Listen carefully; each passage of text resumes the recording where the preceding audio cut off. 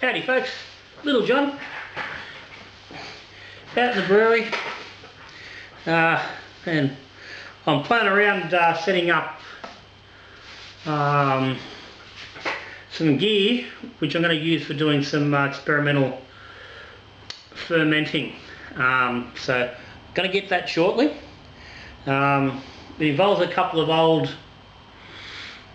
19 litre pin lock kegs, which would actually the first two kegs I bought second hand, a few years back when I first got into kegging. I took the cheap route as as Little John is sometimes known to do, and I bought two pin lock kegs, and I've regretted it pretty much ever since. So that's what I'm playing with today. But before we get into that, big shout out to all the patrons for Little John. If you're interested in becoming a patron, hit the link down below.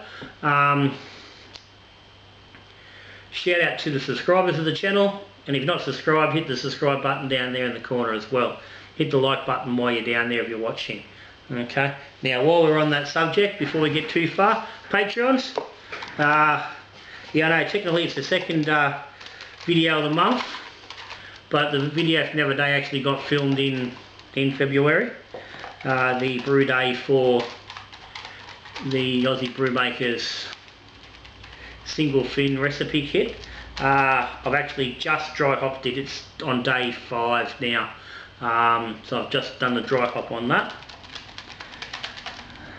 So that means it's time to draw a lucky patron out for the winner of this month's prize. Now, base of this month's prize pack is going to be a couple of bags. One big grain bag. And I'm not going to pull this fella out because he's hardly, I can't fold him enough to get it back in here. I used one of these recently on the El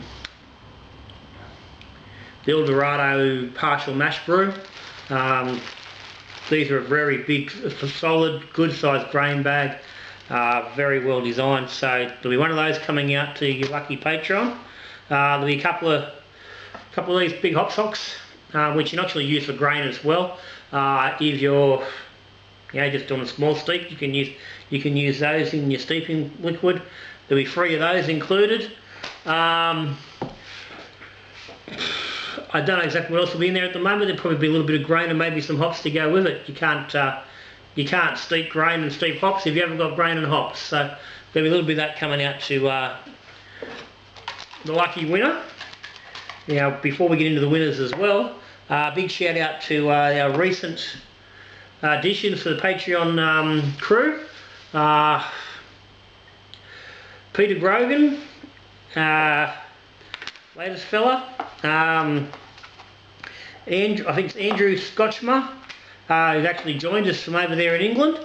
So welcome along. And I have managed to get everybody's name into the bucket this time. First time around I did, there was a bit of a muck up with the with my listing, and a couple of guys have dropped off the list for some silly reason. And they missed out on being in the draw for that first month. So here we are. So this is everybody. So let's get in there and see if we can come up with a lucky name.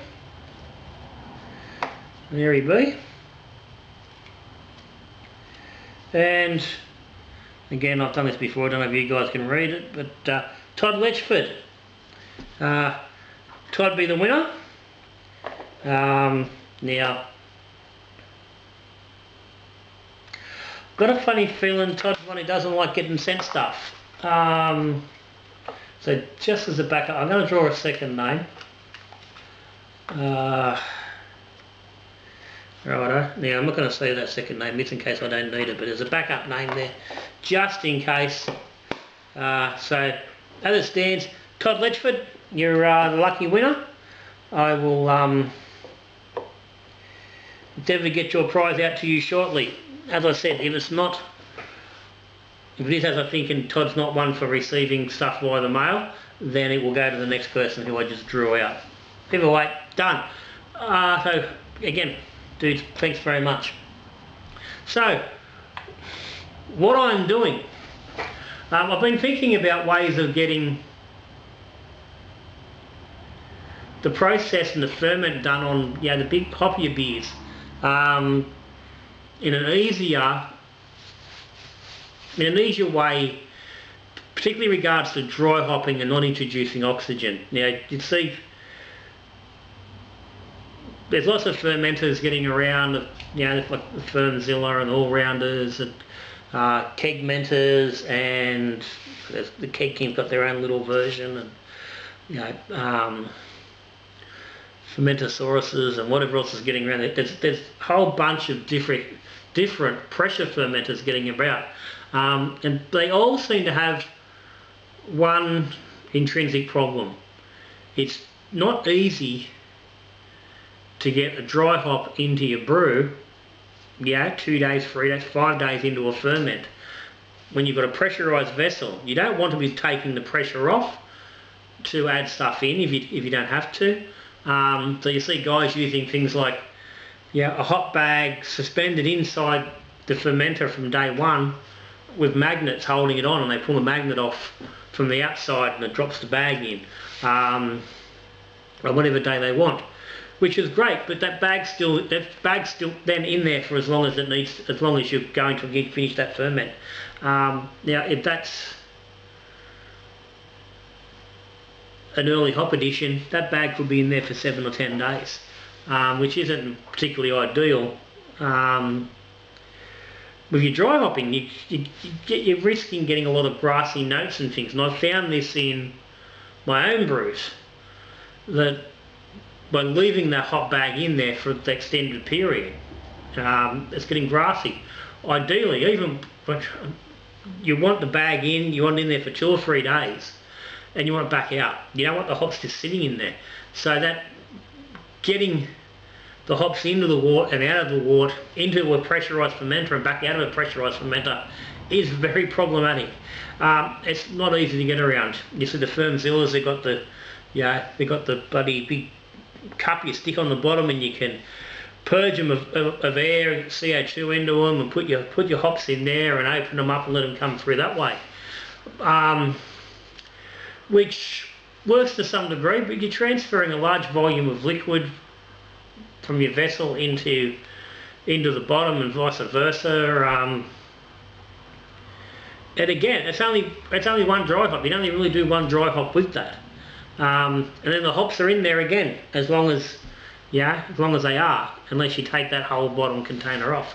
And in the case of the Fermzilla, it's a bloody, it's a big cup, it's a big thing, and you're taking that, and they're fiddly. These fermenters, by and large, are difficult to work with. They're great for what they do, and like I said, I love my all-rounder. I'm really enjoying the beers I'm getting out of it. I've used the Fermzilla on the previous brew, and same thing, happy with what's coming out of it. But they are fiddly to use, and bloody can be awfully frustrating at times when you're trying to do these things. Again, they make the videos, the instructions videos, look bloody real easy and piece of piss.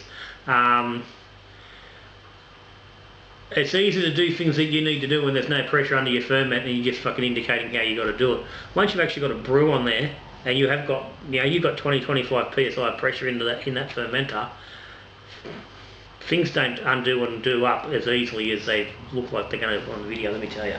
So I've been sitting here trying to think about how I was going to get around it, and what I'd come up originally was I was going to have the 2 all-rounders, and I was going to go in the all-rounder and then transfer under pressure into the second one, and then back again. Because I thought, okay, we can go from backwards and forwards, no oxygen, put the hops in, go for 2-3 days, and go back again. Off the hops, no oxygen, no drama. But that's a big, I mean, they're a big item, and they're big, fiddly to move around and carry on with. was also thinking it's a large vessel. It's going to use it's going to be a lot of gas involved in making sure there is no oxygen in the transfer. So part way through that thinking, and I got back onto a line of thought I've had several times over the years, and that was to use these fellas for fermenters. Now plenty of people do it, plenty of people, and in all honesty, these realistically from a home brew perspective are the original pressure fermenter. People were fermenting in these kegs under pressure and have been doing so for donkey's ages. So the idea of using these just for a ferment vessel for me was, I've been knocking around for quite a while. So coming into looking at this issue of like say NEIPAs and heavily hopped pale ales and XPAs and stuff like that, with stuff with heavy dry hopping, I started thinking, okay, well, how can I go about using these pin lock kegs? And what I've come up with was working on the same method of that, you going from one all-rounder to a second all-rounder, but instead of that, using these fellas. And the beauty being, I can put technically I could put 3 of these into my the new ferment fridge, all at the one time. So I'm thinking that makes things a hell of a lot easier. Now I've only got 2 of these. I would like to have 3, and I'm probably gonna, realistically, I'm probably gonna buy a third. Probably just get a second-hand 19 litre. Again, this will come from funds from the Patreons. This is what the Patreon support does. It allows me to play around with these sort of things. So what the theory is, and what I'm looking at, is that I'm going to be able to put the initial brew into one 19 litre keg. Now obviously it's not going to be a full-size brew because you can't fit a full-size brew in one. And this is what I thought originally. We're doing a lot of 10 litre, sort of 11, 12 litre brews, so I can get into one 9 litre keg. The single keg ferment option was a very viable one. And the reality is it probably would have been easier to even go down the all-rounder route, but I've done that. So I'm going with this. So what I'm looking at is to basically have a free vessel fermentation going on, or a process of going through it. So we'll start with the first keg with the brew in it.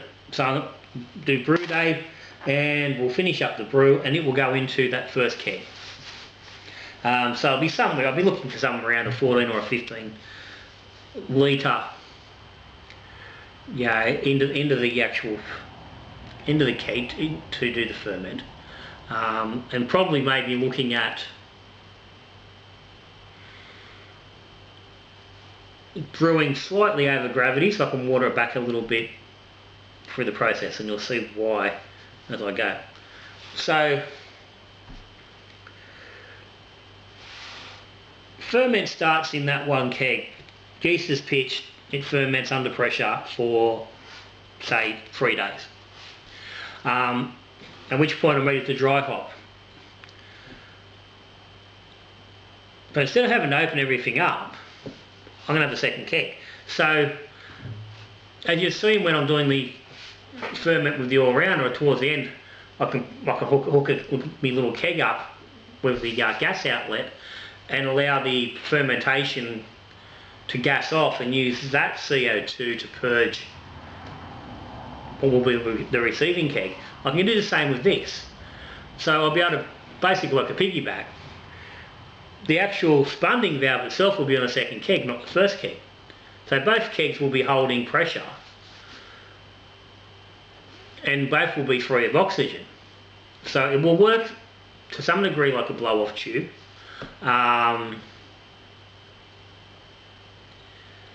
So if I do get excess krausen, it's going to just go through the tube from the first keg to the second keg without having any effect on the spunding valve, because the spunding valve is going to be sitting on that second keg.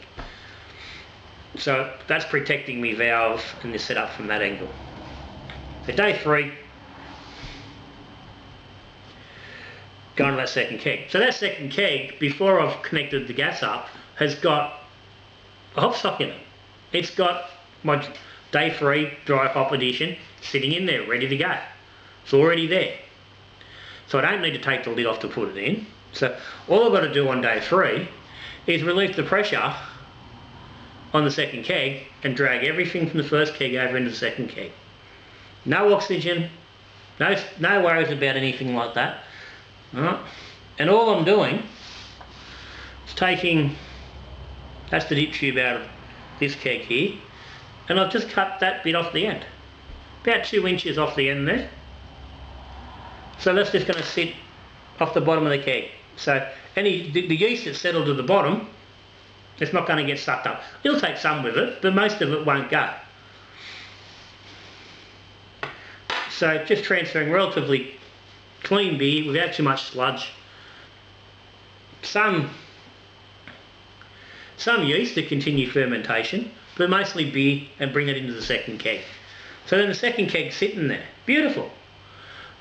We've left, I don't know how much it's going to leave in the keg, but I would imagine it's probably going to be somewhere around about 1 litre in the keg, at worst, because again, remembering most of that keg is going to be trouble. It's going to be yeast cake on the bottom. It's not going to actually be much liquid, much beer that doesn't go into the second keg. Now this is where the third keg comes in, because at this point I can then hook up that third keg straight away, again with a second little dry hop in it, with the gas lead running over, so that keg, as it continues to ferment and gas is off, will gas into the third keg. And again, that gives us a couple of positives. One, we still keep everything gas free. We can get that second dry hop in with no oxygen problem. Again, if I get a nice active ferment reaction from the hops, it's only going to spill over into that keg. It's not going to damage my valves or anything.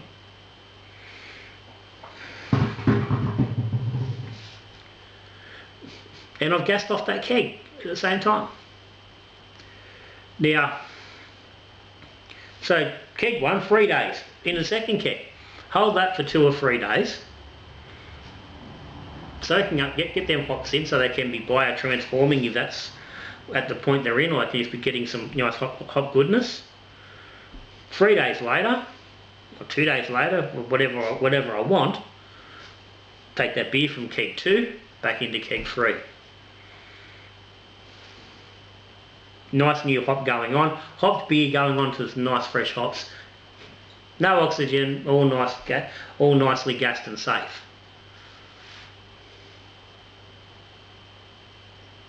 At that point, we've all back on the full circle, but this is where the full circle comes in. Keg 3 then goes back onto keg 1. The gas line goes back onto keg 1, at that point though, keg 1's still got gas in it. It's still got pressure from the original ferment, and it's still got yeast trub sitting in it, and a little bit of beer sitting in the bottom. Yeast is just sitting there, it's waiting to do some more work. It's healthy, it's alive, it's just ready to go. So keg 3, after its 3-day ferment, or 2 days or 4 days, goes back to keg 1. We've finished the loop. Keg 3 gets disconnected, keg 1's there on its own, and it just ferments out. It finishes. The yeast is back on. Everything's back onto the yeast. So any ferment that hasn't finished, the plan is that that yeast that's already there will eat up what's there. Now that will normally cause an issue, because that could drive off a lot of your dry hop aroma. Now, because that's a pressure ferment, and at that point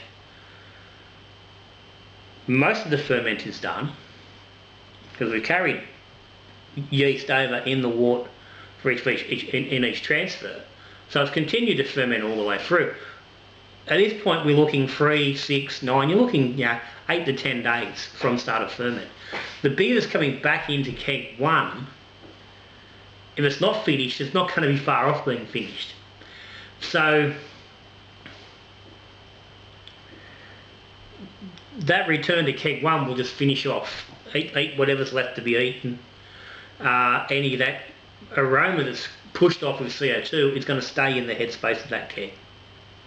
You might lose a little bit, but be able to hold that keg at 25 psi without an issue, no problem at all. It's not likely that ferment is going to create that level of pressure on its own enough to push any more oxygen, any more CO2 out the spunding valve and lose any aroma. So all that aromas from each dry hop has just been forced over from one to the other and just confined in the system. So after it's sat for another couple of days, 2 or 3 days to make sure it's finished fermenting, boom, cold crash.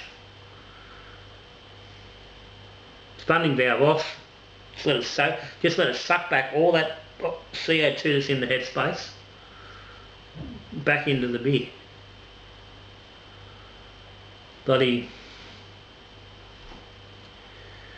All that aroma just going to get dragged back in with it. It should, what I'm hoping for is that then it will just keep it all in there.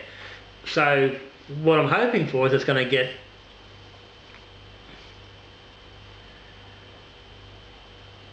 a nice safe environment where we're not going to get any oxygen into the brew. So we can transfer that keg at that point into a keg for serving. So we're completely oxygen free. We've kept all of the hop aromas inside the ferment vessels. It gets enclosed. And we've been able to get the beer off the hops each time we've added hops. So no hop is sitting in there for an extended period where it's risking getting grassy and getting the notes that come along with that issue. We can put our hops in, extract some nice freshness, and then move on, get off the hops and get onto some fresh stuff and keep building the levels. That's the theory. Whether it works or not, who knows? But this is what we're looking at. So initially, obviously at the moment I've only got the 2 kegs. So at the moment I'm only going to be able to do it with 2 kegs. I'll go from one backwards and forwards. So the first batch I do will just be a single dry hop, and so what I'm going to use is the all-in leg breaker IPA that's here behind me. It's set up for they're suggesting, I think it was, they're saying 50 grams of Citra and 50 grams of Centennial, 100 gram dry hop. So I'll just dry hop that on probably something like day 4, maybe day 5. So do one transfer and then back again and let it ferment out, just to see how it goes. Test out the system and whatnot. Which is why I got this fella. And also because it's 15 litres, so it will go in there, pretty good.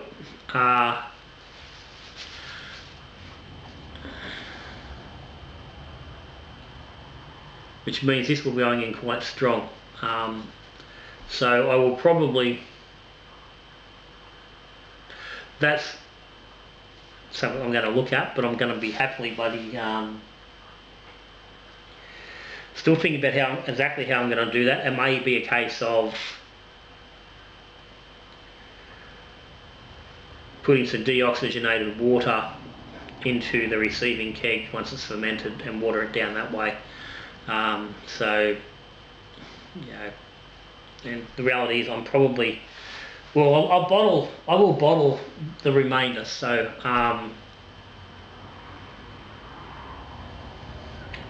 I'll be able to transfer onto watered down kegs once we get there, so I'll be able to cut back down to the normal volumes. Won't be able to start with that watered down volume initially. So how that will affect tops, I don't know, but this is the sacrificial, this will be the sacrificial brew. So I'm in the process now of upgrading these kegs to, I've taken the pin lock posts off, I've got new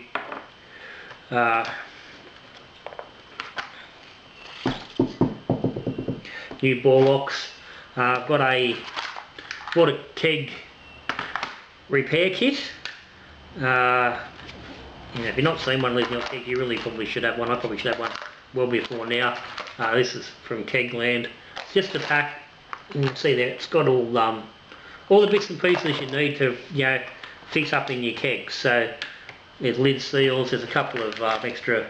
There's one spare gas post, one spare liquid post. There's pockets, PRVs, a whole bunch of different washers of all different kinds.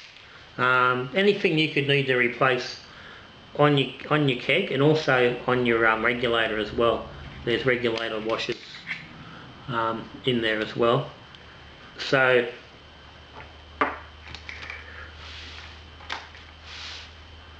I'll be sticking a poppet into each post and adding them onto the each keg. Slip them on. Nice and easy. These go on. Well, luckily in this case they go on. They get the straight swap over. I do know some people do have problems where they won't change, but these are changed nice and easy. And while I'm at it, because I'm going pressure, I'm just going to put some new washers onto both dip tubes, the gas and the liquid. The ones that are on here actually, they look like they're in decent condition, but they're a bit thin. Given the amount of pressure that's potentially going to go into these with a ferment, I'm going to pop some new ones on, just to give us a little bit extra extra guarantee we're not losing all our gas or anything. And that's it, and I'll get them together. Now, brew day on this isn't going to be for a little while. I had my leg fixed up on Monday, which means I'm quite restricted at the moment on lifting weights and things like that. So it's probably going to be another week or so before I can even look at getting into the weights required to play around with brew. But in the meantime, I can get this set up and ready to go. So, like I said, new dip tubes. I'll be doing that. I'll be taking that end off that on each dip tube and going with it. So this brew is going to happen sometime in the next 2 weeks. Exactly when remains to be seen. But the fridge is sitting there. It's empty. There's nothing in there. It's waiting to happen. As I said, I'm just going to really completely work out in my head exactly what I'm going to do with the extra water addition, where I'm going to get that into the equation. I'm pretty sure it's going to be in the final keg. So I said, two 9 litre kegs. That batch would normally go to 20 litres, so if I ferment 15, I'm probably going to end up with 12 litres going between 2 kegs. So I think I can add probably 2 litres into each keg, 6 litres into each, get about 8 in each keg. 8 for drinking for me and 8 for bottling, to freak the shit out of little brother. But anyway, so that's where we're at. That's what's going on there. So I said, be 2 kegs on this one. Down the track, I will be getting that third keg. It will be happening fairly soon. And I said with that third keg, I will be looking at getting something like a NEIPA, or at least at the very least a multiple dry hopped IPA of some kind underway to test that system out and see how it goes. So all good as always. But you got any comments, any questions? And I'm sure there's probably plenty. If you've tried this sort of thing yourself, if you know someone who's tried it, if you see any glaring problems, let me know. But other than that, as I said, Patreons, thumbs up guys, cheers very much, thanks for your support. I said Patreon keeps me going, keeps me doing keep these experiments happening. If you aren't subscribed to the channel, hit the button down there in the corner. If you haven't hit it already, hit the like button. If you got this far, you're liking something that's going on, hit that like button, give me the big thumbs up. Okay, so that's me, Little John, I'm out of here. I'm not drinking just at the moment, so no beer to cheese you with, but till I see you again, we're brewing beer, talking beer, or we drinking beer. Good brewing.